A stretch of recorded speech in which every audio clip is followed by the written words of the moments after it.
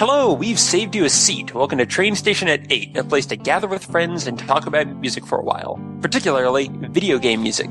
This is episode 16, and today we are going to be discussing emotion in video game music and how we feel about it. See what I did there? Yes, very funny.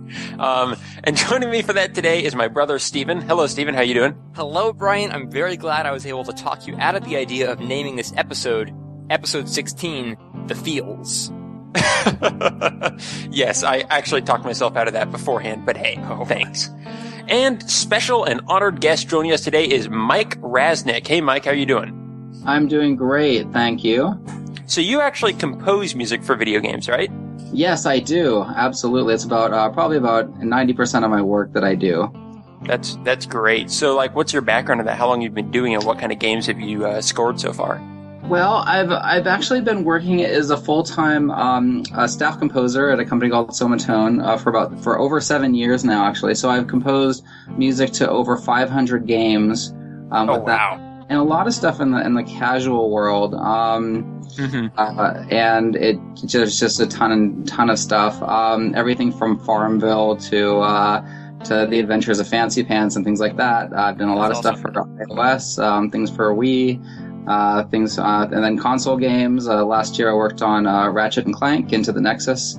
I wrote about an hour's music for that, and then I've worked on games like Firefall, so I've done some AAA projects, and also sort of delved into some indie games that I'm sure we'll be talking about tonight, and much more. So and in addition to that, I do films and trailers for big movies and indie films and TV shows and whatever I can get my hands on. I like to mix it up a little bit. So it'd be kind of quicker to run through a list of what you don't compose, I suppose.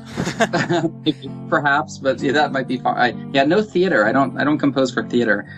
Okay, you need to get on that. But see, like, that's really cool. That's a perspective we have rarely had for Train Station. Someone who has composed and worked on dozens of projects, totally different genres all the way across the board. Like, that gives you a very broad view of music and video games as a whole, which is really neat. Certainly, yeah, probably so. I think, being a staff composer, they've always just sort of handed me whatever sort of is right around the corner just to see how I do. And luckily I've been able to sort of pass the test. So, and I have a previous history as a guitar player, and I played in folk bands and rock and metal and jazz and classical. So I do a lot of guitar scores, but then about 10 years ago, I got really interested in orchestral scoring and spent a lot of time, studying that genre and really exploring, different styles in between. I've always liked electronic music, and I think I've always had diverse musical tastes and interests, and including world music as well. So, and I play a lot of instruments. It's been a lot of fun to really, I'm certainly up for the challenge of always doing something new, and I think when you do it enough, you start to get good at it. So luckily, I've had a lot of practice. That's cool. We play one instrument between the two of us, and it's all on Brian's side with the guitar. So, well, I love the guitar. It does have. I'm planning to move on and try some of those stuff as I go on, but I know guitar will always have a special place in my heart because it's what I started with, and it's just been. And I chose it for a reason. Yeah, there's a lot of versatility to the instrument. I've had a lot of fun with it. So it really, it's amazing. Yeah, for one instrument, you really can play a lot of styles, and you can't always say that about. I think the piano you can sort of do that, but with if you play a banjo, you're kind of stuck playing banjo, and you could do new modern jazzy bluegrass or different styles of bluegrass and folk, but you're sort of kind of stuck in that world, I guess. Yeah, I totally agree. That's something that really drew me towards it, and also like how it can do really good rhythm. It can also do really good melody, and so it can really handle every type of music you want to play. It's not just like drums. You're very stuck with doing percussive and that sort of thing. So it's nice to be able to kind of bridge that gap. But anyway, this is unfortunately our topic today is not guitar. Though we should totally do that sometime. I've been lied to. I could talk about guitar. A show about a specific instrument in game composition would be awesome, actually. That's true. We should do that. Write that down. Consider that. All right then. So I'm going to go ahead, and we have an 8-question format here at Train Station at 8 to coincide with our name. So I am going to go ahead and move on to question number 1, and that is, what have you been listening to lately? Mike, why don't you go ahead? Okay, so well, here it goes. I usually don't listen to a lot of film scores, but I did get my hands on Godzilla for the Hmm. soundtrack for Godzilla by Hmm. Alexander Scott. I was on Amazon and I needed to spend a little extra money, and I'm a huge Godzilla fan, and I was really excited about it. And it hadn't been released yet, so I went ahead and purchased it, and it's been sitting in my car, and I have been listening to it, and it's been a lot of fun.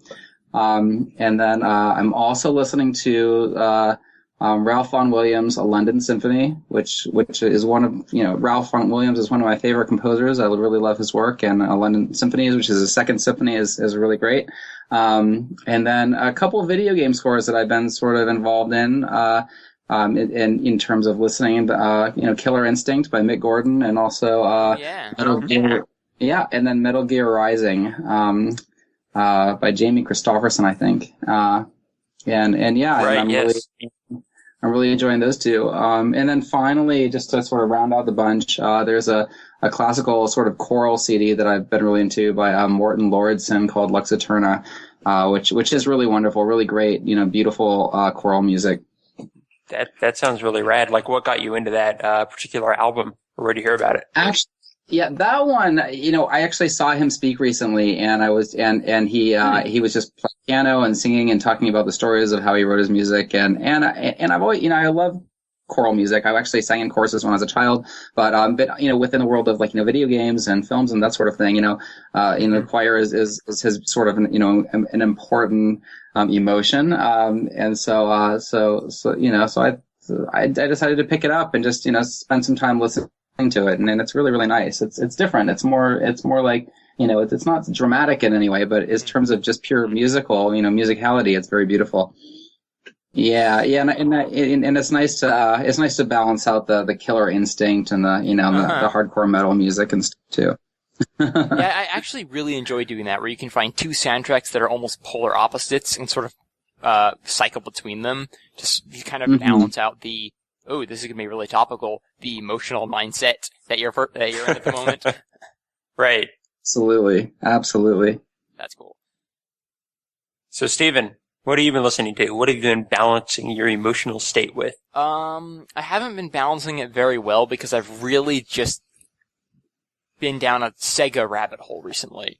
I've been, I've recently kind of rediscovered Radio Sega, which is sort of this fan-made, internet radio station. Right. You've been telling me about that. Yeah, yeah, they've just blown up over the years, and they basically play a 24/7 stream of Sega music from all sorts of Sega games.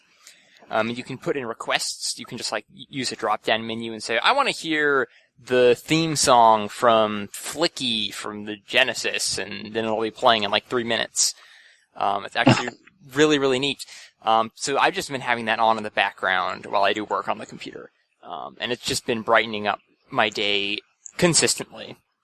That's awesome. It's a lot of 8-bit style stuff. It's sort of older style music, right? It's style everything. I mean, you have stuff from the Master System all the way up to something that came out last year. Oh, cool. It's everything. And so it's just... So what have been some of your favorite songs popping up on there? Some of my favorites have been some Space Channel 5 stuff that I didn't even know existed. Yeah, that game's just crazy. Super bizarre, weirding me out, but also really happy and upbeat. I've been kind of enjoying Mad World and Small Chunks because if I listen... What kind of soundtrack does that have? It's a very aggressive hip hop kind of industrial style. Okay. So I can't. So it's not just playing Mad World on loop. No, that is in fact not the case. Okay. It's the kind of music where I can only listen to it in one song at a time, where it just begins to overwhelm me. But yeah, it's just been all kinds of stuff. Golden Axe, lots of Golden Axe today. I enjoyed that a lot. But beyond Radio Sega, I've been listening to Sega and All-Stars Racing Transformed, the official soundtrack of the video game. Okay. Yeah, I recently bought that on Amazon. And that's a really neat soundtrack because it goes through the whole history of Sega games. Right. Like I was just talking about, from Golden Axe to Sonic the Hedgehog, even to Burning Rangers. So something I don't remember about that soundtrack very well. I played the game, but I haven't listened to the soundtrack independently yet. How consistent of a style does it have, and how much does it change its instrumentation and stuff from game to game? I think that's kind of the beauty of the soundtrack. It's actually quite consistent. Usually what it will do is it will sort of take the source and give it an electronic rock, sometimes a bit of an orchestral touch-up. And then it will play drums and dubstep and just turn every single song into this pounding white knuckle version that fits a racing game. Right, Awesome. yeah, I remember the theme song for that game now. It was dubstep, and it was great. And you know what that sounds like. I'm probably going to play it right now, actually, but it's worth listening to. It's actually a very good theme song, and it kind of makes all of the music sound like that, so it's pretty neat. Awesome. What else have you been listening to? Is that about it? All Sega all the time? Well, I did branch out from Sega a little bit to go into Shovel Knight, which is an excellent game that I recently completed. So that, of course, is a soundtrack from show favorite Vert or Jake Kaufman. Yep. And you just ruined our chance of going through the episode without saying the words Jake Kaufman or Grant Kirkhope. The circle is now complete. Yes. But that's a really, really good soundtrack. I've heard. It just feels like it's meant to be, just like the game. It feels like something that you could have heard many years ago and should by all means. Because it's total. By 8-bit style, is it actually just using instrumentation of an NES, or does it just kind of do chiptune? I'm sure it goes a little beyond NES. But whatever Jake is using, again, it's really authentic. It does not stray from its path. It sounds like an old style soundtrack, which is very cool. That's cool. Yes. All right. Yeah, but that's kind of been it for me. Oh. What about you? Let's see here. What have I been listening to? I've finally gotten around to listening to that second Lindsey Sterling album. How are you liking it? It's great. It's probably a lot better than the first, like you said, just because I think she goes out of that one style a lot more and kind of stretches herself. So what is she? I'm not familiar with her work. Sure. She was originally a YouTube artist. That's where she got a lot of her fame, and she's a violinist. She's really, really good. So she typically does violin pieces. She used to do a lot of covers, but she's been releasing her original albums, and they're kind of modern, kind of electronic music merged with her violin. So it's really good stuff. I think she might have NPR the other day. Does she have some dubstep stuff in her side of her music as well? Yep, she has done that. She seemed like a nice girl. Yeah. She's Lindsey Sterling is one of those people who just makes me happier by existing. She's extremely upbeat and positive, and her music kind of displays that. Actually, we're going to her concert here in Houston this month, right? We are! Oh my gosh, I forgot about that! What day is it? I better look that up. Yeah, we need to get on that. We bought the tickets 3 months ago. So her music sounded good. I liked it. Yeah, it was interesting because it was she just played violin, but then behind that there was really strong electronics happening, and then it dropped into into dubstep and that sort of thing. But it was very modern. But I was sort of hoping that she would actually play a little bit of electric violin or put some more effects on there. We'll have to work on it a little bit. Yeah, I thought that's actually a good point. She tends to keep the violin pretty clean when she plays it. I think it's an interesting way of merging violin, which is a very classical instrument, with really modern sounding music. I think that's part of her. It gives violin a much broader appeal than it typically has with people today. It's actually very cool. I mean, that's definitely a vision that she has, and she's putting that together. So the fact that she's even doing it in the first place is amazing. Yeah. So that's been super great. As for video games, I've been listening to an album by Grant Kirkhope, because he's great. Viva Pinata. Oh my gosh. That's the best. Yeah. Talk about emotional music. Best soundtrack. Well, no, I'm about to win best soundtrack because I've also been listening to something Sega, Jet Set Radio Future. Ooh. That is a good choice right there. Yeah. So That's been most of my listening. I haven't actually had time for a lot of music lately, but that's most of what I've been enjoying. So, Fantastic. Yeah. So going on to question number 2 here, which we'll start to discuss our primary topic. What are some of the most emotional soundtracks for you? Steven? Well, I think I kind of want to preface this by saying a lot of these questions focus on the topic of emotion rather than music, but just automatically by the nature of this podcast, we'll be trying to apply it to soundtracks and how they're used as much as possible. But I don't want to, force us to stay precisely on topic all the time. And that said, there are also a lot of emotions. When I say the word emotional, it kind of feels like the things that either make you sad or nostalgic. But, there's also like anger and mystery and all sorts of things, so I don't want to get too boxed in. That was the precise point I was going to make, but of course you thought of it as well. Yep, of course. If one of us doesn't make the point, the other will. Probably we both will. Yep. So I wanted to preface this by saying that...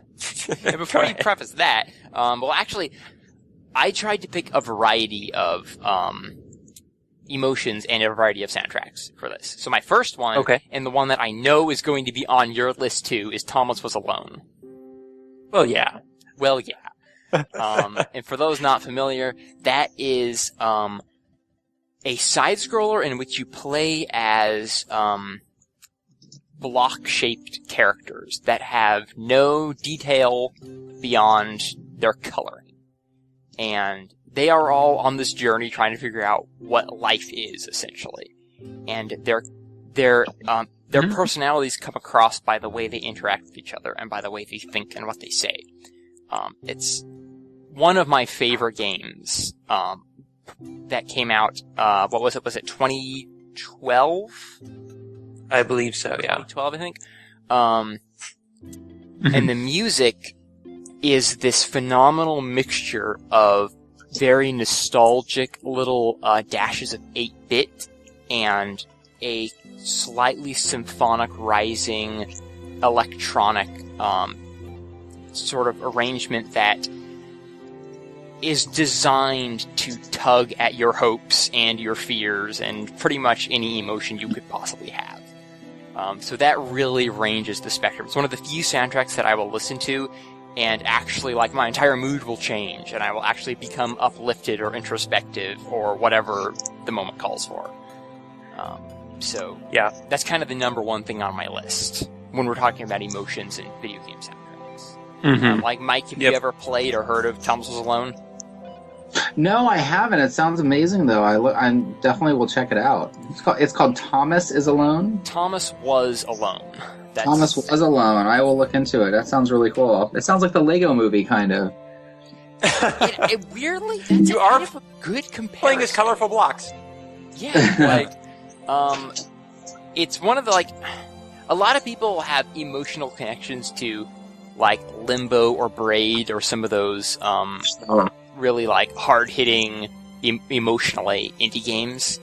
This is, the one that got through to me, and that I really like it actually sounds really cool that it makes sense that the characters would sort of be sort of an 8-bit world, but they're trying to stretch and be curious about who they are, and then that would sort of add the symphonic colors and some of the other sounds. So they're definitely, I can imagine from what you're saying and how you're describing that it sounds very fitting to what the storyline might feel or how the player would feel playing that character. Yeah, I think that's a good point. On top of that, it's sort of like an art game that doesn't feel pretentious, and I really respect that. And I think it doesn't feel too hard.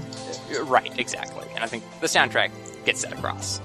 There's a lot of character behind it all, and it's just such an accomplishment, and that's kind of what the creator often jokes about, is the fact that the whole game's mission statement is, I'm going to make you care about little colored rectangles as people. Yep. And he does that. It's pretty incredible. Just by good writing, you can make even just little shapes have all more emotional resonance than any high fidelity character model coming out of a game. Is there voiceover acting, or how do they handle the writing part and the storyline? How it's done is basically a narrator reads over as you're playing and like read story like what Thomas thought and so on. So there's like this British narrator telling you the storyline as you play this platformer. So he'll be like, Thomas was thinking this seemed weird, but Chris said it would be great. And it was like, you know, a guy telling you kind of what the characters are thinking and saying. So it works really well. And the whole game just is a very cohesive package. Yep. Very true. And the music ties it all together so wonderfully. But I guess, I'll get off my Thomas Was Alone soapbox long enough to say Halo, I think, is another emotionally resonant game for me. Largely because that Halo theme song probably gets me hyped up more than any other game theme. Like, it just has the elements of drama and the way the percussion comes in with the strings and of course the chorus and sometimes an electric guitar even. It's like all of these elements are perfectly converged to just get you excited about driving a warthog and, you know, charging into the unknown and saving the world. A lot of games try to do that, but I feel like Halo, in my mind, is above and beyond. Yeah, that's also a good choice. I mean, Halo does do a good job of hitting other emotional notes at different times. The theme for Cortana and is, you know, a much more you could say nostalgic or emotional, sad type of song. Then they've got like the military themes, which have those like honor and bravery and that type of theme. And then they just have their more electronic pieces, which really bring out like the mystery and alien feel of the world. They do a great job with that as well. So. Yes, I do feel like the Halo series tends to like find a handful of themes and just pound them into the ground with an expert hand. Like, sometimes Halo isn't very subtle, but it really knows what it's doing. And I think it does it really well. Yeah, I agree. You got anything else on that list of yours, or? I'm just gonna mention one more, because I went on so long about Thomas Was Alone. And that would be Morrowind.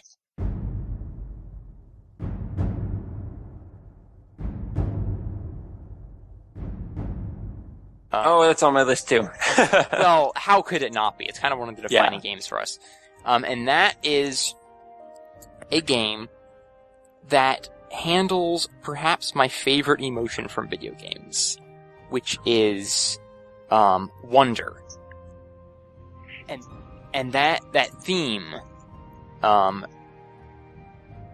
somehow is able to balance like magic and grandeur, and like it sort of sounds like what the horizon looks like in my mind. I think what's so affecting about Morrowind's theme, as compared to a lot of other fantasy games, is it's epic without being like bombastic.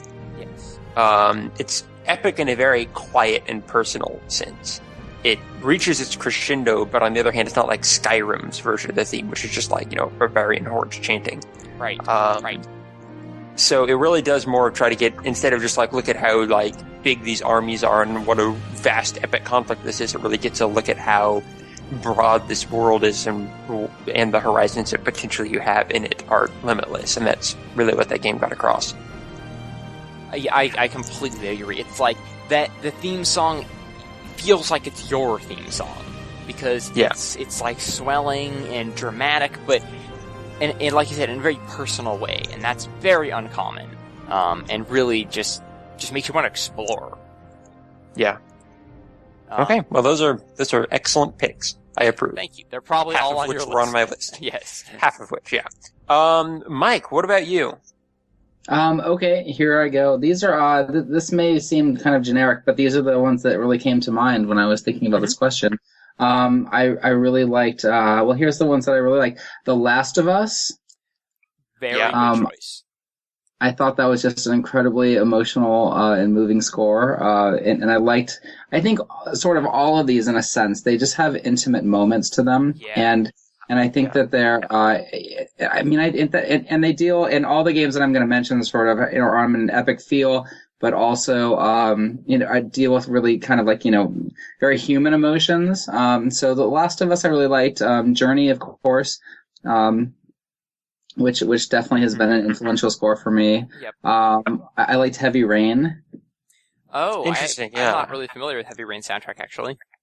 It's really, I mean, it has some really hard hitting moments, but I mean, it's such a crazy theme. I mean, the whole of the game. I mean, it's so, but it's really well done. I think it's a wonderful score. And again, it's almost, it's almost as more like a film in a sense, but the subject matter is just really strong, obviously. And then the BioShock series, I think there's some really wonderful music in there. A lot of it was recorded with smaller string sections, and there's some really well written and composed by Gary Scheinman. His work's just really good. But yeah, I really like the music for that. It's really moving and has also been influential in some respects. BioShock, and I have a very limited experience with BioShock as a game and a soundtrack, but I feel like it has a way of being personal in an uncomfortable sort of way. Like, especially in the first one, everything felt so very closed in, and tense. So you are so, open to whatever emotion they were going to bring in next because you didn't know what was going to happen to you. That's kind of a cool thing, though. I think that's what it's sort of all about. It keeps you moving forward, but but you're sort of always slightly off kilter in a sense. Yeah, absolutely. It does a very good job of portraying something that, like, the whole thing about BioShock 1 is you're going down in the society and something about it seems wrong.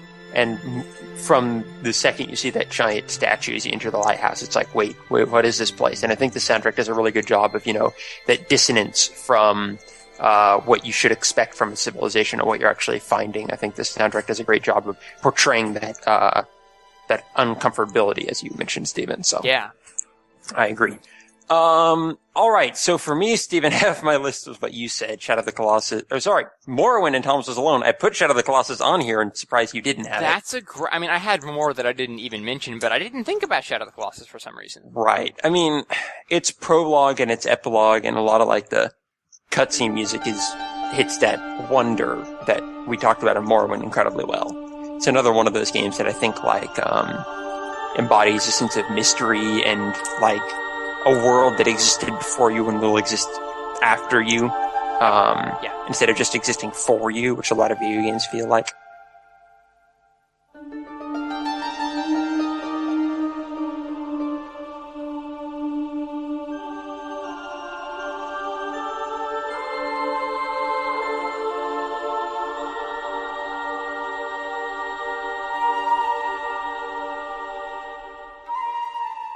The other emotion it gets across to our sense of futility and awe in the presence of the Colossuses. The final Colossus battle is just this dirge of hopelessness, utter hopelessness. It's depressing to listen to, and yet it's just fascinating to listen to hear how well those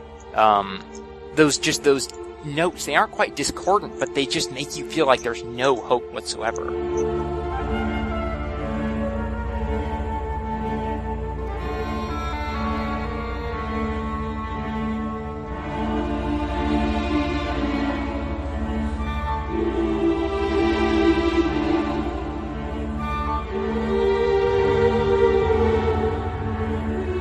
Right. And then the second emotion it can really get across is that emotion of triumph and victory when you turn the tide on the Colossus battle.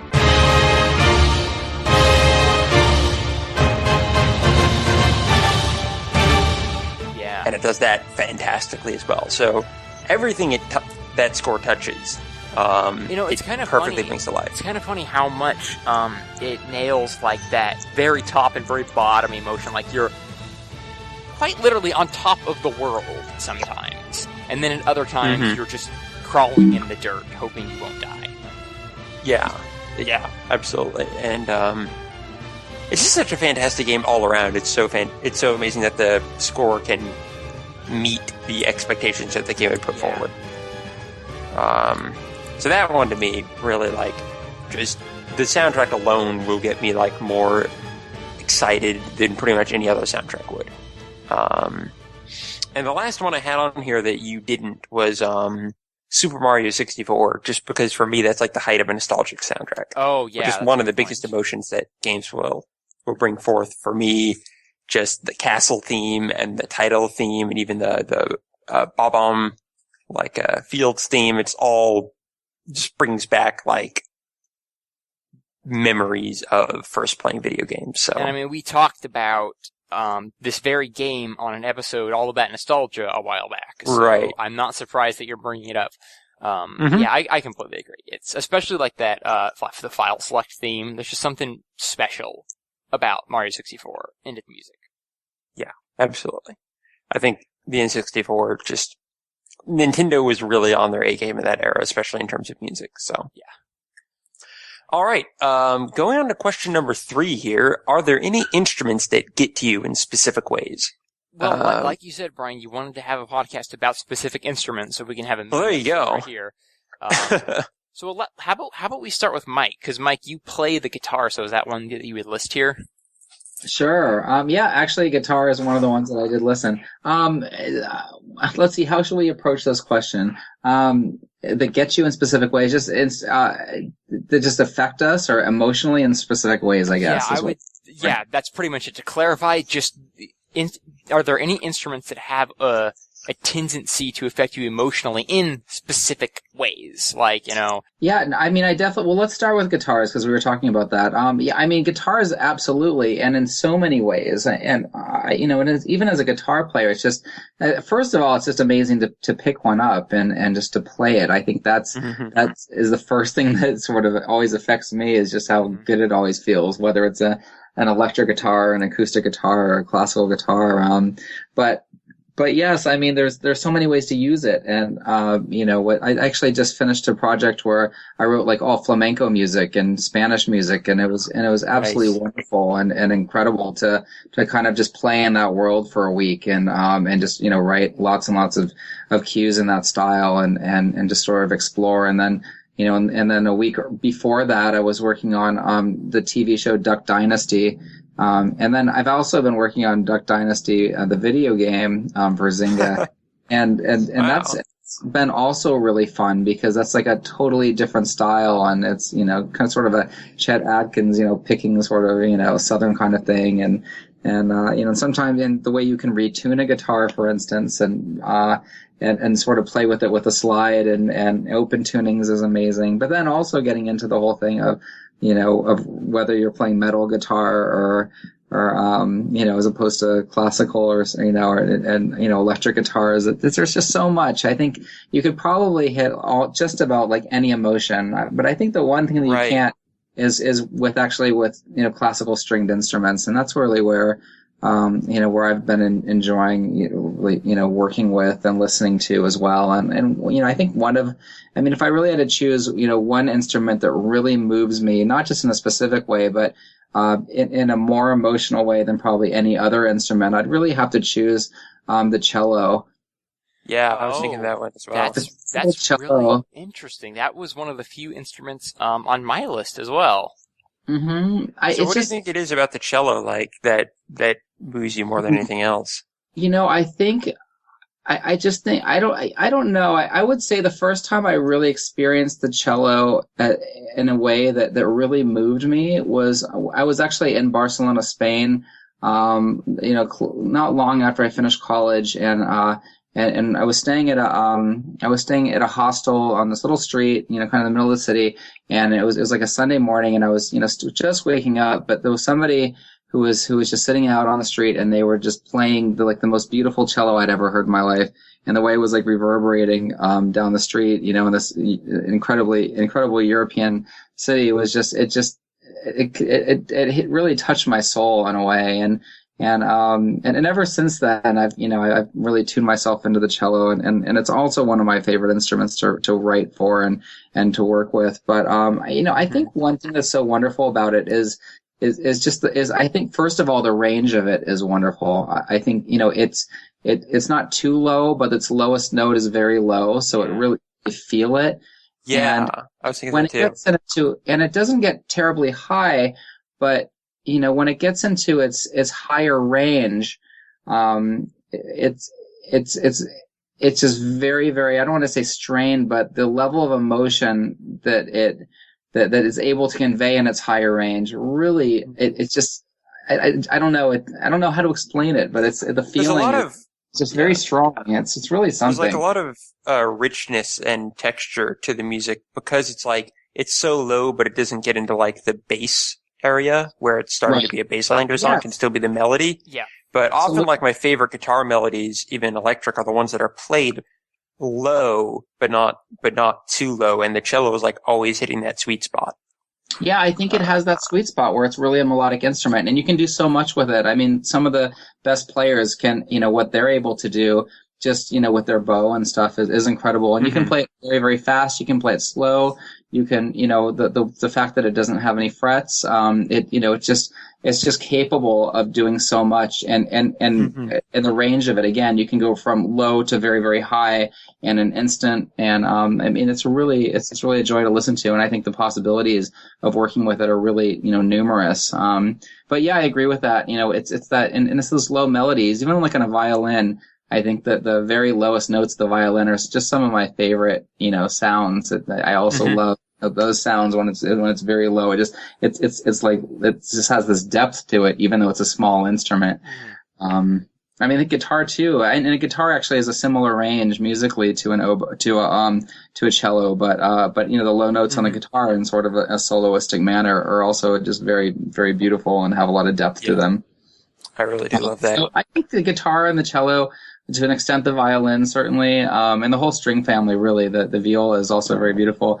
And then I think out of the woodwinds, I really like the oboe. I've always been a huge fan of the oboe, which is also sort of one of the lower instruments out of the woodwind family. But I think this is capable of just doing some very, very beautiful melodies. Morricone did some really wonderful stuff with it.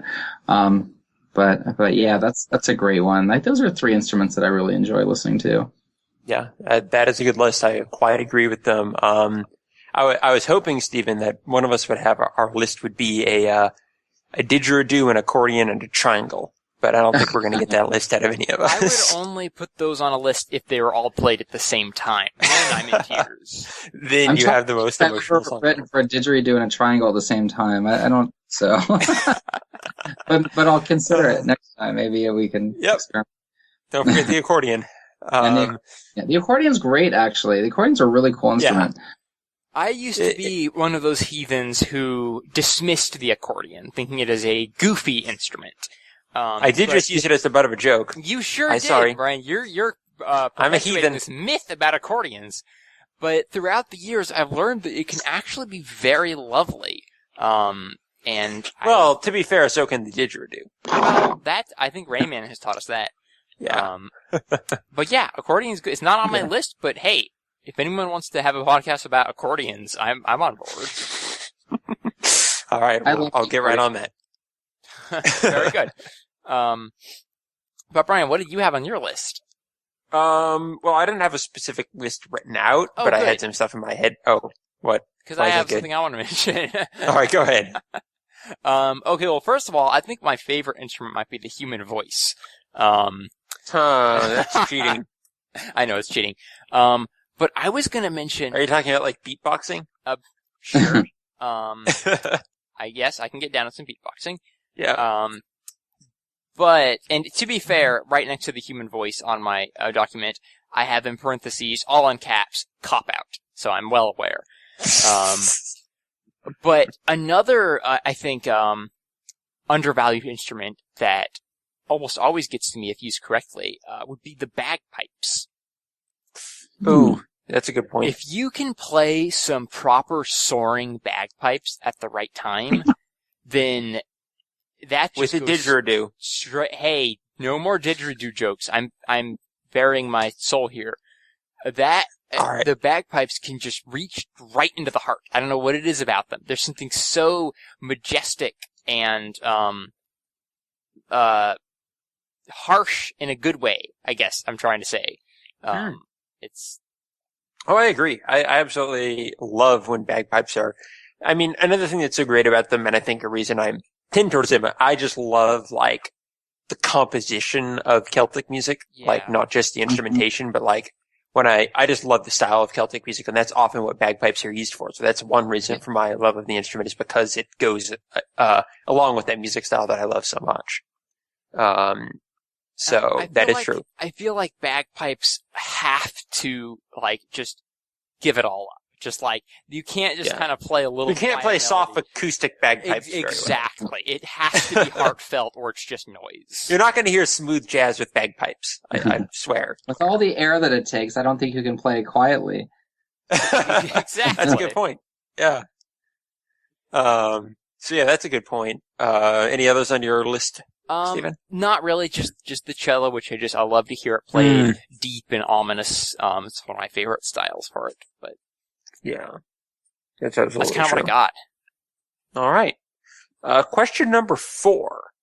Which emotions are the trickiest to coax out of listeners/players? Now, Mike, you would have an interesting perspective on this because you compose music. We just speak to it as listeners. Right. It's your job. But for you, what has been like the hardest emotions to get across in a piece? That's, well, let's see. That's an interesting question. That really is. Well, first, let me speak about my experience with musicians.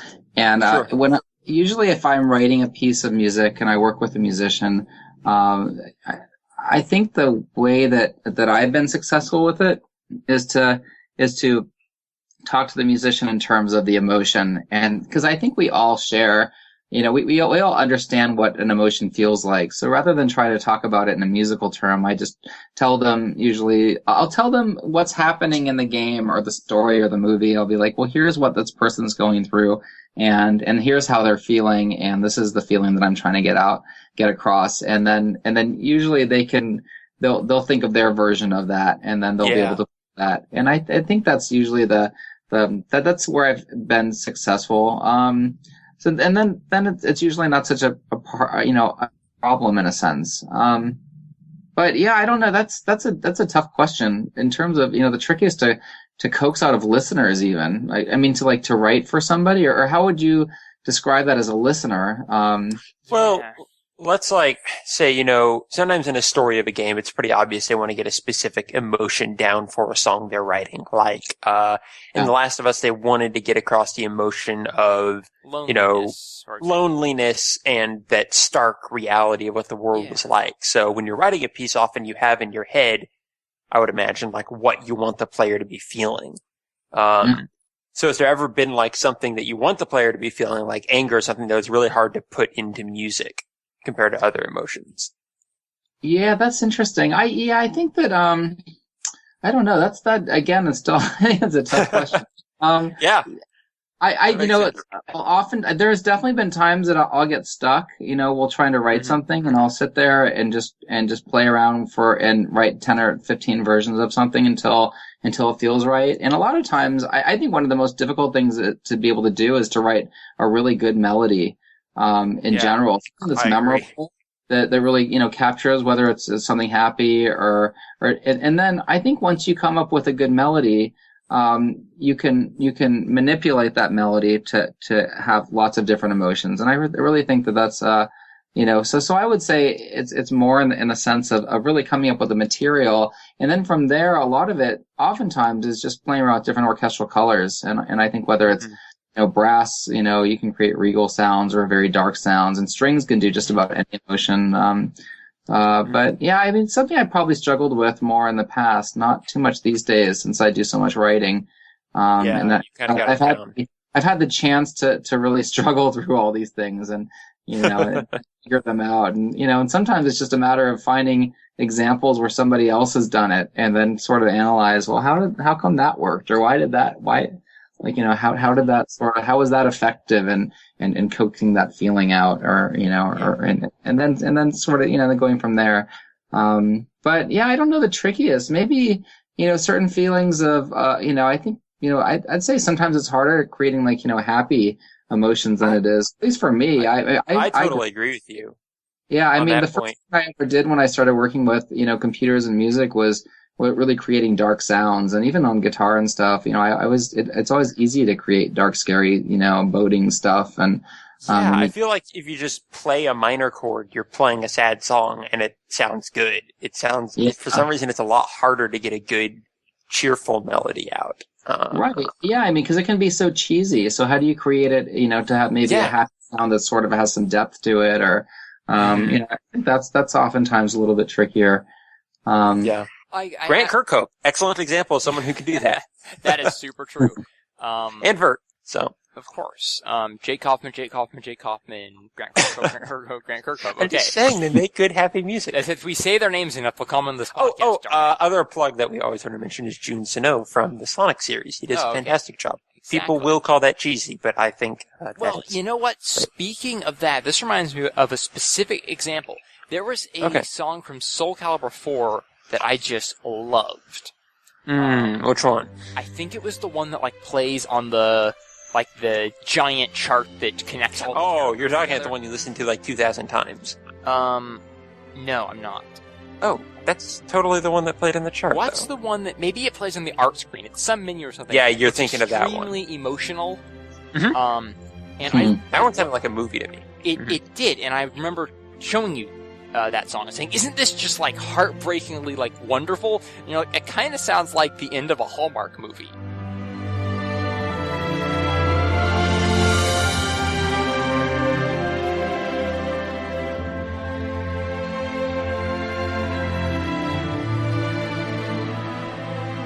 And I just stared at you. My entire world started caving, and I'm like, oh no, it does. Oh no, this song isn't a grand masterwork, it's just cheesy. Have I been fooled? And I still love the song, but that's always kind of stuck with me. And it's they were trying to be having these emotions well up inside of you, you've just witnessed something grand and everything's going to be great, but it might have crossed that line a little bit. Yeah, I know the song you're talking about. I remember specifically listening to it and saying that, and I'm enjoying the song, but there's just something about it that's too dramatic. It goes too far. And I both agree with my past self and my current self. And I still like the song too. It's a wonderful song, but it maybe crosses a line, which is actually a question that we're going to talk about soon. So that's handy. But there you go. So Stephen, as someone who's never, you've composed 2 songs before, I think, on a keyboard. Yes, I have. 5 years ago. So what was the hardest emotion? What do you surmise would be a hard emotion for someone to create? I think that jumping back to what I was talking about before with Morrowind, I think wonder is pretty darn difficult. That's a good point. Because I feel like you either traipse into epic or whimsy. And what if you want to get that feeling of a vast world that can be explored? I think Zelda oftentimes does this well. I think, like I said, Morrowind does this well. You want the player to think, what's in that cave? What's in that castle? What could I do with these powers I have without making them feel uber powerful or making them, feel like I'm in a whimsical wonderland. So my solution for that is just to cover the Morrowind theme. No, because then you look inferior compared to the Morrowind theme. All right, use bagpipes? Is that the way?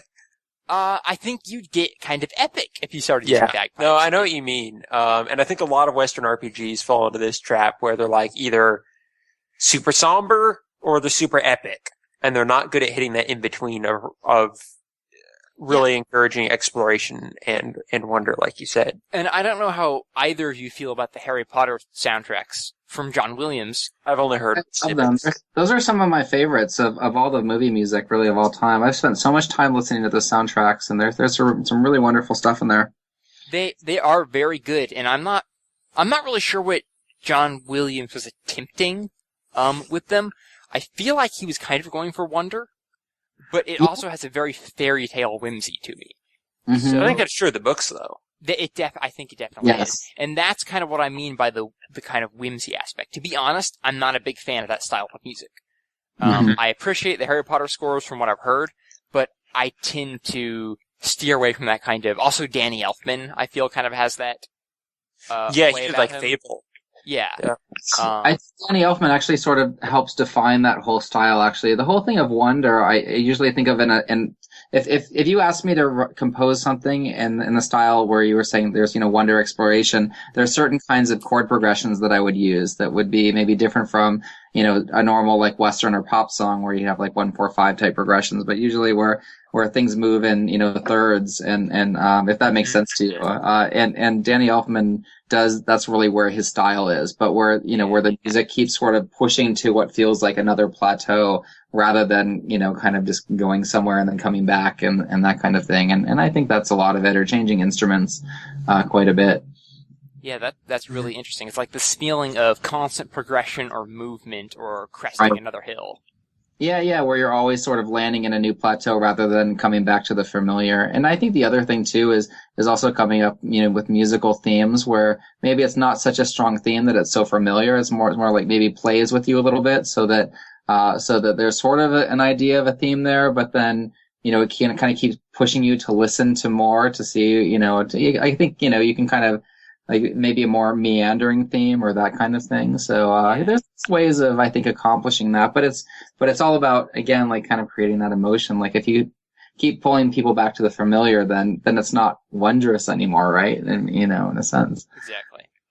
Which is why Morrowind having a 30-minute soundtrack that looped, including the theme song over and over again, did slightly dampen that feeling of yeah, they got a lot better in the later That's games true. of not looping the soundtrack Video games always have that problem because it's hard to feel the same sense of wonder when it's the same song playing over and over in the same place, Yeah. 60 hours in. Yeah, That's my biggest pet peeve about writing video game music a lot of times is when I'm asked to write like a 30-second idea or 30-second loops or even 1-minute loops. I think ideally there should be at least like 4 or 5-minute loops for everything in a sense. Oh, I love that. Mm-hmm. It's just so much nicer and you can really get lost in it rather than as soon as you start noticing repetitive ideas, I think it just kills it. Yeah, exactly. There are some loops that are so good that like when I listen to the soundtrack, I'm like, whoa, this song was only 1 minute. I could have sworn when I played the game it was longer than that. Yeah. But that's kind of a rare case. I definitely agree with you that whenever I get a soundtrack, I'm so happy to see when like a video game song is a good 4 or 5 minutes of original composition, not just one thing looped. So I hope that trend continues. I think with the live orchestrations of a lot of soundtracks, it definitely has seen a lot more prevalence than in the old days, but we'll see. So let's see here. Question number 5. Are the emotions in a game inherently different than another medium? And if so, should they be? Okay, can I jump into the preface to this question? Sure. I know this is an extremely complex and unanswerable question. Okay. So we can just use it as a jumping off point to talk about whatever we want. But essentially, I think it can revolve around the differences between like a movie and a game and how the heck they're using their music to make you feel stuff. Mm-hmm. Okay. So via this question is kind of saying what are the differences between using emotion in a game soundtrack and other mediums? Yeah, I guess I just didn't want to write that because I wanted to keep it open. But we've had so much good discussion already. Okay. I mean, one of the obvious answers that is unfortunately not used very often is a video game soundtrack can be interactive. While as a film soundtrack or something can't. That's a great point. It's something I want to ask you about, Mike. Knowing that a player is like changing from one area to another, or like I don't know, equipping a new set of skills or changing characters, and like ideally you'd want the music to suit whatever's currently going on Absolutely. on the screen. So how do you do that when you're not like a magic wizard who can make 1,000 tracks for one game? Well, I mean, I think just creating interactive tracks that have enough points where depending on what happens in the storyline can change. But I think you have to be very careful. Maybe not careful, but it's sort of a craft in a sense of writing a piece of music where you have the classic way of doing it really is sort of having like a bass track of maybe percussion and a few other things, and then having other parts of the track that either do like a happy version, for instance, or a sad version, or a scary version, or the ability to really be able to, dynamically, crossfade from one track into another. I think it really comes down to sort of, a programming issue in a sense. There's so many possibilities of what can happen. It's just, and the limitations are really getting less and less, with as computers keep getting stronger and that kind of thing. But yeah, it's just, I think between each point in a game, an interactive moment, for instance, one of two things can usually happen, or one of any number of things, for instance. I think, if you have the time and the resources, you can sit down and actually create a variation, for as many things that need to happen, and then to do that. But I think there have to be variations, and then just the right markers at the right times to be able to move things in whatever direction emotionally that the story will take.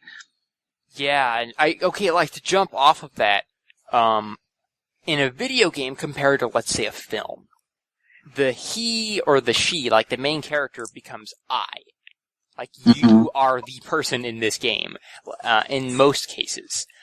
And so, it can't just be a linear, sequence of events, because you're not just saying, oh man, did you see that? He just killed someone on Game of Thrones. That happens a lot, right? I don't know, I'm making stuff up. So, you are like, maybe your reaction is horror, like, how could you have done that? Or maybe your reaction is like, sort of like anger or vengeance, like it's about time that happened. But in a video game, you're dealing with like, oh, I just killed someone. And that completely changes the frame of the whole question and the emotion of the scene as well. Yeah, I think that's a really good point that you bring up. And when I think about it in terms of watching a movie, I mean, so much of when you're scoring a movie in the way music works in film is timing and how to do it. It's like, but it's all planned out and choreographed exactly. So, say that you kill somebody and then there might be a moment, and then knowing when to, maybe there would be no sound at all, and that would create the eerie feeling. Then all of a sudden something hits, but you're sort of reacting off the way the actors look. But let's say you're in a game and it's a first person kind of thing, and, and something happens, I guess it's like, how do you do it so it's not contrived? I mean, you want to have that same experience, or have the music sort of take you to that place, but, and I think oftentimes the music really is sort of like, the soul of a game. It's kind of that other, sound in the room that's telling you how to feel. I don't know, it's tough, how do with video games, I mean, do you get involved in a character at the same level that you do, like, watching an Oscar performance by one of your favorite actors, for instance? Right. I think the goal is to create that sense of emotion, or that same, level of impact. And, but I think in a sense, at least in the video game development, you could try it out and then see how close you can get to that, without making it feel contrived or cheesy or over the top, like, oh, I'm supposed to feel this, but I'm totally not feeling it. It's really lame. I think in video games, one thing is people have to paint with broader strokes. Yeah. Because like in a film, you can make every song can be tailored to the exact event that's happening or the exact action. In a video game, you would often make a song based on a place or a type of action, like a combat theme. Or a combat theme for a specific place. So you create kind of a template for the user's emotions to then kind of be able to project across that template. Yeah, I would say like, one of the goals of gaming, or one of the things that would make it so much cooler in a sense, would be to create more of like a movie type experience where you can really get involved in a moment and experience that moment, as opposed to, as opposed to just getting through a goal and then having something happen. And then, watching cutscenes obviously is, I think it creates that feeling right now of having just an epic cutscene, which is totally amazing.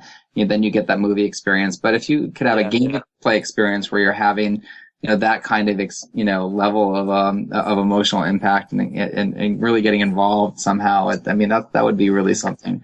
And maybe that's something that will happen more with, 3D interactive environments, or the Oculus, or who knows, that's kind of a generation perhaps, Because like what games are really good at, especially with the games like Minecraft and that sort of thing coming to prevalence, is like people creating their own moments that isn't just like, playing through Uncharted or something where there's kind of a scripted set piece you run into, but it's like a moment that only happened to you because of how the game played out for you. And that's a really hard thing to score. Exactly. Because you can't count on anything. Yeah, that's true. Minecraft, like, when things get dark and there's zombies around the corner, like, that's about as scary as like anything that I've ever experienced. That's Yeah. true. You see them, but you know it's going to happen. Because there's no guarantee. Yeah, in Uncharted, something scary happens, but there's a guarantee. There's like a promise there that all you're going to have to do is what you've done up to this point, and it'll turn out okay.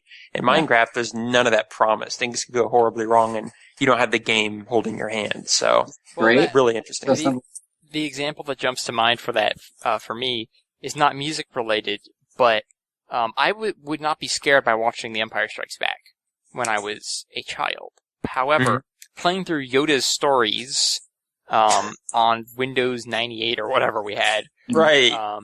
And when suddenly Darth Vader came through the blast door, and I was Luke Skywalker, I was terrified. I couldn't do it. I'm like, right. I mean, it was a little tiny cartoon bobblehead pixelized Darth Vader, but it was up to me. If I didn't fight him correctly, I and Luke Skywalker would perish here, and the game would be over. And it's like, it's totally different, man. It's not the same thing. That's true. And now that next level, now that we kind of know what to expect from games, there's that next level of like, when there's a game that we can't just count on to do something that we expect it to deliver, that's when that kind of emotion comes back of that uncertainty. Yeah, actually, it seems, I had a chance at E3. I went to E3 and had a chance to play a little bit of the new Alien game. Yeah, I've heard about that. It kind of captured a little bit of that as well, where you sort of can see the aliens around, but the whole idea is that you have to keep moving. And so you're always kind of feeling sort of stressed out about it, but it's more of like an escape kind of thing. It's not like you're battling things, you're trying to blow things or whatever. It's kind of like chess, but I don't know. It'll be interesting to see how they score that game, because it is kind of emergent and so on, and how the action takes place. And what was cool actually was it was a lot of very light sound design, and a lot of the music sounded like very similar to what was in the original Alien movie, where it was just kind of like really creepy, very lightly scored, Jerry Goldsmith style with the woodwinds and the little flute melody and that kind of thing. Well, at the risk of ripping the host status from your hands, Brian. Yeah. Moving on to question 6. How dare you, sir? I feel like kind of ties into this where. All right. It's like, where is the line between trying to conjure up emotion and just trying too hard? And right there. You see where I'm pointing? Right there. It's right there. That's the line. Oh, great. Right there. I'm glad you were able to find this so easily for us. Sorry, podcast listeners. We don't have a video version, but I answered your question definitively. Great. If you could see me right now. All right. So this is obviously one of those questions that's going to be really hard to give a direct answer to. Because there is no correct answer. Like, there just two people will just have a different opinion on it. Correct.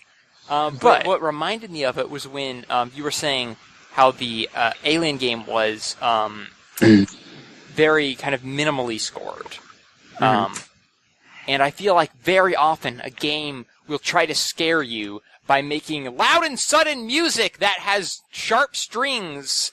And to me, that almost always feels like it's trying too hard. That kind of like jump scares. The old jump scare, like something grabs your leg and whoop, that music shows you should be scared because the music is jump scaring you. And like, to me, that feels cheap and like it's trying too hard. On the other hand, it's effective. So like, what's your opinion on that?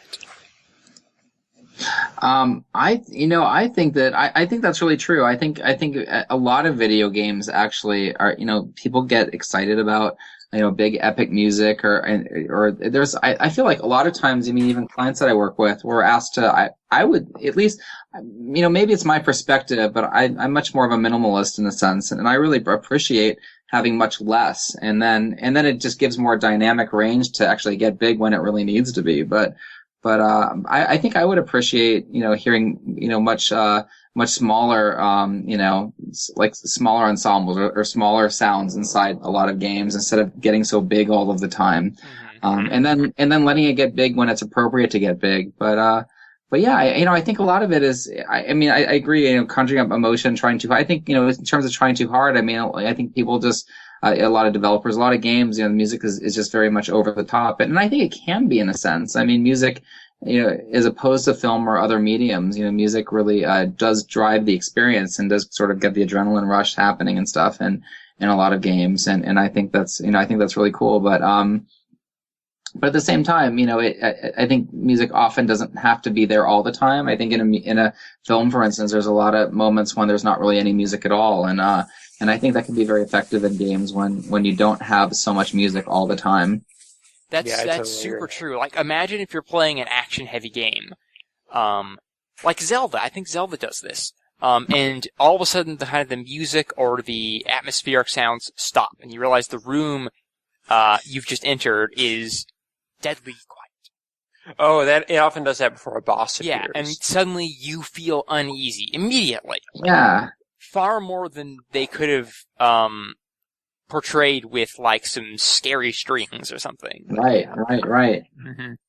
Absolutely. Yeah, I totally I think silence is very, very powerful. I think, you can, even inside a conversation, for instance, I mean, music can, the silence can be so uncomfortable. It's amazing, but then it also it also increases the impact, when all of a sudden the sound comes back in there, all of a sudden you notice it in a way that, I mean, I think we can become numb when there's lots of sound and music all the time. This is exactly how I feel about recording podcasts on Skype with internet delay. What? The silence is terrifying. I'm always going to have lost a connection. Oh, right. Every time there's like a pause, you're like, did someone just drop their internet? There's an echo in here. But yeah, that is actually a really good point. Yep. I agree. All right. Moving on then to our final question on this topic. Question number 7. Which emotional spectrums would you like to see games explore more often? I think tense, violent action is not portrayed enough in video games. Yeah, well, you know what? To continue off that thought, Brian. Yes. I think I would like you to see less desperation. Less desperation. Like, not only just like less... Are you desperate to see less desperation, Stephen? I am eager to see less desperation. I wouldn't quite say I'm desperate. Sometimes it works really well. I think the Tomb Raider reboot did that very well. Mm-hmm. But people, I feel like it's overdone. I feel like there are too many horror games or action games or first-person shooters that are overusing percussion and like alarming strings, and you're so often fighting for your life in a video game that sometimes the easy way out is just to let the music do that as well. Very melodyless and kind of, it almost kind of sounds messy, and in a way is an excuse to be messy. And maybe they should do some like rom-coms or something, or we really do need a gaming rom-com genre. Wouldn't that be effective though if you had really good writers, or if you like made it like a funny movie or something? I mean, you could. I'm sure it'd be so interesting, entertaining. Like The Sims, I think, is an example of a game that kind of gets that across. Yeah. But there are very few of them. But yeah, Stephen, I do think that's a good point. I mean, obviously you have so many examples in like the more lighthearted genres like Nintendo stuff that's not being desperate. Right. Even when Nintendo makes something action-focused like a shooter, like Metroid, desperation is not the tone it goes for. That is such a good point. Like, Metroid is such a good example. Just because it's a scary alien world and just because it's a first-person shooter does not mean the entire soundtrack has to be composed of meandering, like, strings and tribal drums and whatnot. Well, Halo started a trend, people. People like Halo. that is true. And I love Halo as well. But I guess that's just, I don't know, it's just kind of a side thought. That's an interesting thought, for sure. So that's what you'd want to see less. That's what I want What to would see. you like to see more? At the risk of sounding like a broken record, I'd like to see players inspired to be curious and have more wonderment in their video games. I just want to see people try to be creative, and I just love it when I'm listening to a soundtrack and I feel like the world is now bigger than it was when I started. Here's an interesting idea is, oftentimes you'll go to different places and you'll find collectibles, or you'll find a really cool, like, view, an artist created or something. Like, what if, it would be really interesting if, as you discovered a world in different places, you find different musical moments that didn't exist elsewhere in the world. And, like, for a certain vista, a certain, like, small piece or melody would be composed. That would be amazing. That would be a beautiful thing. I would love to see that. And it's that feeling you get in Zelda with that little jingle that ba-da-ba-da-ba-da-ba-da-bum when you solve a puzzle. Like, it's like, oh, what's that? You've done something. There's something to see over there. Like, you're interacting with the world. Like, that's just, that simple melody is exactly what I'm talking about. Mm-hmm. I agree. What about you, Mike? Yeah, it's a great question again. Really, really interesting. I haven't really thought about it too much, to be honest. I definitely like sort of, puzzle-based things, but I really agree a lot with what you said. I think just, definitely things like wonderment and I think there's so much to explore. I've had conversations about, if you look at a library, for instance, there's 1,000 books about 1,000 different subjects, and in general, video games have managed to really explore only 5 or 6, and it's, it's just more of the same, apocalyptic worlds or going to war or just, crazy things like that, desperation, trying to save the world, trying to save, a family member, things like that. But yeah, I mean, I agree. And I think there could be a lot more, positive subject matter as well. Besides all the, all the crazy violence and things like that, which is fun. I'm not saying I love the world of video games and I love all that stuff. And I think it's great. But I think there's more, and I think a lot of people would be interested in sort of, in playing around those areas. Yeah, I absolutely agree with that. And I think when people talk, like when you're saying they're getting variety in what video games do, I think people can often take that as an implicit attack on what video games are now. That's really not, I think, what you're trying to say, or at least what I'm trying to say. So much as it's like, I just want to see more different things. I'm not saying what's here now has to necessarily stop, right? But I'm just all for variety. Yeah, absolutely. Yeah, no, I'm all for like everything that's being created, and I think it's totally amazing. But right. Yeah, but I think there's room. I think there's room for more, and it's neat that there are so many independent developers creating stuff now. So maybe the ground is fertile for more projects like that. No Man's Sky. Oh yeah. Have they said what they're doing for the score in that game? The only thing I know is from like the trailer, which is actually really exciting and very full of wonder. So nice. I hope that's a good sign. Yeah, I mean, something that The Sims does, and I think something that used to be done a lot more when there were like JRPGs around a lot, because they would hit certain like very positive notes of their music a lot. Like a sense of like everyday or like peaceful tranquility seems really rare in games now. It's hard to capture that. Like The Sims 3 at least. And yes, I'm still listening to that soundtrack, by the way, like 3 weeks in a row. It somehow managed to have this pedestrian, everyday, like suburban life put into music. Yeah. And I just can't stop listening to it. Like it's. And like, yeah, absolutely. And in terms of, like tranquility, I feel when you get that now, it's always some like beautiful indie art piece, which is great. Mm-hmm. But I just mean like tranquility on a more, real level. Like for me, one of my favorite, songs is like the song that plays when you've cleared out a dungeon or are fishing in Dark Cloud 2. And it's just that kind of folk acoustic guitar, melody. It's very down to earth and very, relatable and very relaxing and tranquil. And I think that isn't in games a lot. I feel we're either being like extremely beautiful or artistic, or we're being, very violent and dark and desperate. So it's very intense one way or the other. Yeah, that's a tone I really like. And I think it's a tone that often, like in Animal Crossing and other things, I think often Japanese games and Eastern games were a lot better at doing that than Western games were. And as those games have really fallen in popularity, we're not seeing as much of those musical styles as we used to. Yeah, it's really cool with actually a lot of those Japanese games. There's so much stuff that's based on like jazz and more, colorful melodies and and it kind of gets away from some of the, the what you generally hear in a tentpole, Hollywood film is I think that's sort of partially what's happened is while it's so cool hearing those kinds of sounds, it's also a very generic emotion kind of to create in a sense by redoing a Hans Zimmer track for half of the epic games that are out there, rather than really kind of going for something that's maybe more original, which is what a lot of these Japanese developers were creating back in the 80s. Exactly. Yeah, that's a good point. Yeah, for sure. And like, kind of to finish up that point, going back to The Sims, that was a soundtrack that set out to craft an emotional spectrum and like a range of instruments that just represented what that game was.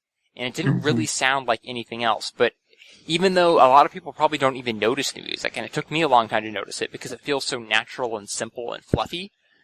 But he put a ton of work into making that sound like it doesn't The just Sims. appear. No, Yeah. exactly. It's like that music sounds like The Sims looks and plays and feels. Which is one reason you don't notice it, is because it's so Precisely. fitting to its role. Yeah, that's a good point. So that's a very special thing. All right, well, that about wraps up our discussion on this topic, I think. Okay. That was really fun. I'll say. Yeah, that was a lot of interesting discussion. Guys. I like that. That's great. So, question number 8 here is a very important question in its own right, and that is, what have you been working on, aka plug all your projects you want people to know about? So Mike, have you had anything going on lately? Sure. Yeah, I've talked a little bit about it. I think the biggest project that I've had, and sort of probably what led to this interview, is that I finished a game called Spate that I worked on very closely with the developer for about 2 years. It was a Kickstarter game, and it dealt with actually it was an interesting story. It dealt with a man who was a detective, a drunken detective who's addicted to drinking absinthe, and he's trying to solve a mystery of his. It's a platform, really, 2.5D platform, where he's trying to solve a mystery of his missing daughter and the missing people on it's sort of like in a steampunk world on an island in the late 1800s, early 1900s, and it was a lot of fun. The developer is an artist, and he works for Disney, and lots of and he really poured his whole soul into this project for about 3 years, and the level of artisticness and the storyline are really great in the project, and you can and in the game you can drink swigs of absinthe and everything gets really psychedelic, and you can run faster and jump higher, and it's really cool. I had a blast writing the music to this game. I spent about a year on it, and I worked with a string orchestra and a string quintet, and a wonderful cello player and a great vocalist, and some a lot of what we talked about, actually a great oboe player as well. Nice. No guitar though. I'd read a little bit about like what you'd done with the game and so on before this podcast, and listened to some of your soundtrack, and it was one of those soundtracks that I'm like, I wanted to see where it fit in the game, because it sounded like it was so tied into what specifically the game was doing. Yeah. That it's one of those things that it made me really want to see where the soundtrack fit into the game and how they went together. I love it when there's one of those soundtracks that like is so tied to the story of the game. Yes. It seemed really evident that you two were working a lot on that. Mm-hmm. Yeah, we tried to really give the music, kind of have it create sort of an emotional arc, along with the storyline. So where there wasn't so much happening. In fact, and it makes it an interesting listen, because you really have to allow yourself to sit back and just sort of fall into the mood of what's happening in the music, because there purposely aren't really any major themes, especially in the soundtrack album. You don't really hear it, but in the game I have a couple themes that actually play over and over again in different. The cello plays it and the vocalist plays it, and then it shows up in a song later on. But you don't really get that from listening to the soundtrack. But it's definitely a very slow and ambient piece of work. But it was something I was really proud of. I worked with some of the best musicians in the world who are in Hollywood here, and really went all out with it. And I thought it really turned out great, and I thought it complemented the game quite a bit. And a lot of people have enjoyed it and stuff. But so that was a really exciting project. And then we released the game a couple months ago on Steam, and it's been doing pretty well and gotten some great reviews. And now I'm sort of onto like a number of other projects, and also in talks on some new things. I'm getting ready to do some work on a big fighting game, so that'll be actually a totally 180-degree move from there. We're going to be writing some metal music and some really hardcore type stuff. And then I'm also working on some projects, doing some trailer music and some TV music, and no films at the moment, and then lots of games that I'm working on. Wow. So, yeah. So, like, on average, how many songs are you composing a week with your current work? Oh, yeah, that's probably, I would say on average, I probably write, it's more like in minutes, I guess. That's kind of the best way. Sure, that makes more sense. Probably on an average, I'm writing about 10 minutes of music every week. Okay. And that's like fully produced from beginning to end? Is that how you work on it? Or like?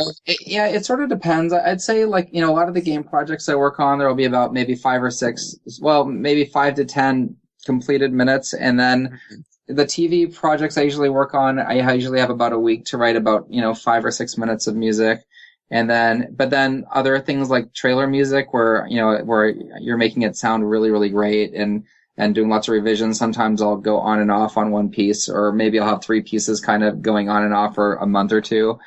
So it's kind of, usually there's a lot of overlapping things, but it makes it really nice because it partially depends on when deadlines are, but there's a lot of opportunity to kind of, jump around or put something to the side and then come back to it and things like that. And I sounds like a fun way to approach music because it kind of gets you to not get too mired in any one project, but you're always able to like move on to the next thing. Absolutely. Yeah. I mean, once in a while, I'll have much bigger projects where I'll have, 60 or more minutes of music to write for a thing. And then it's like 2 months of really exploring a sound. And that actually gets great too, because you can really, you start out by sort of finding a sound and then you sort of get it down and then you have your themes. But then, as time goes on, it sort of grows and gets bigger and bigger or gets better in a sense. And that's really nice to kind of live inside that. But it's also definitely highly enjoyable to, to be really jumping back and forth where, one day I'm playing folk guitar and the next day, I'm writing some orchestral theme or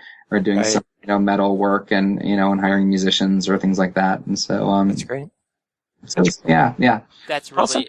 I still feel like at some point we need to have an episode about the creation of music, and this will be a very sad episode for me because I'll be sitting in the corner listening to everyone talk about things I don't understand. But right, I think we might need to try to get you on for that episode, Mike, because I think really interesting. Do it. That'd be just fine. Yeah, it's a blast. It's really fun, and it's funny when I was starting out. I always did music and I was always really involved in music and I always sort of knew in the back of my head that I, had sort of a creative spark to be able to create music. But in college I wrote songs for a band and that kind of thing. But, on a very basic level, it was like sitting with a guitar and figuring out chords and maybe one riff and then, and then struggling with lyrics and that kind of thing. But, when I actually decided to become sort of a composer for media and I was in, when I was in school getting my master's degree, I would spend maybe 6 weeks on on a 1-minute piece of film music or something, and it was so slow. And then I even, when I finished school and I started working with, maybe like film students or people like that, I could spend on a little 3-minute project, like 6 weeks working on it and just going so slowly. And it's been amazing to, over the last 10 years, how that's been able to change. And now I can kind of like fly through like 3 or 4 minutes in a day if I need to, or really just, be able to do things at a different level. So it's something awesome. Like time is what it really comes down to. You have to be patient and then sort of diligent and then just not really ever give up. Yes. And that can be such a hard thing with music is when you just think your thing is horrible or any art, honestly, like when you just get mired in and then you just say, this is no good whatsoever, but you just need to persevere. And the next day you might think it's awesome again. It's just like, it's really weird. That. And I think a lot of it too is like finding a good mentor. There was a long time when I just didn't know what good was. I thought it was good, but I wasn't sure. And I wouldn't get feedback from anybody. And then, so you just kind of sort of float around and you sort of don't know whether you're getting better or not. You just kind of, and then all of a sudden you get, it's all of a sudden you're working under somebody who really knows what they're doing and they can point those things out to you. And all of a sudden you realize that there's all these things that you didn't realize that, that there are right or wrong ways of, either musical choices or production choices, or there's just so much to it, really. There's a lot of hats to be worn, everything from working with clients and making creative choices to the more technical aspects of, what tools you're using and how to mix and then dealing with deadlines and all sorts of things. So it's, it definitely isn't something that happens overnight, but it can be learned for sure.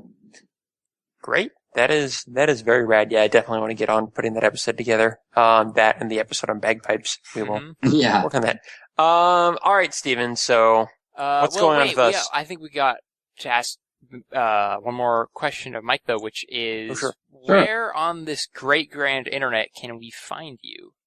Absolutely. Well, I can be found on my website at mikeraznick.com. That's MikeRaznick. That's probably that's a good starting point. And then there's lots of music you can listen to and links and then you can sort of find me on SoundCloud and Twitter and other areas like that. But yeah, I think the website's a good place to start. Perfect. Okay. Our website is also a good place to start to find us. We are a project of Wales or Wales Productions. You can find us on walesorwales.com. There'll be a big Train Station 8 button. Click on that. You can find our archives and our website and everything you'll need right there. We're on Twitter at Train Station at 8. And I am personally on Twitter at Lord Meldor, and Stephen is Stephen Kelly 180. Did I miss anything, Stephen? Is that all? Yeah, I think that's it. Or our email, I guess. Oh, yep. Yeah, if you want to send us an email, it's trainstation8@gmail.com. We would love any of your questions, any of your suggestions. You have a show idea? We'll probably do it. You want to be on the show? Talk to us. Who knows? We can make it happen. Yeah, we're looking for a guest every week. Yeah. And if you just want to listen to the show, iTunes is a good place to do it, and we like reviews. Yeah, absolutely. If you like the show, go ahead and leave us a review. 5 stars, great, but do what your heart tells you. You can find us on iTunes, of course, at Train Station 8. We're still moving feeds right now, so look for the one that is, that A, has this episode up on it, because the other one stopped a few episodes ago, and B, the artist should be Wales or Wales instead of the artist being Train Station 8. So, that'll be our more recent feed. And that should cover all the housekeeping for this week. I believe so.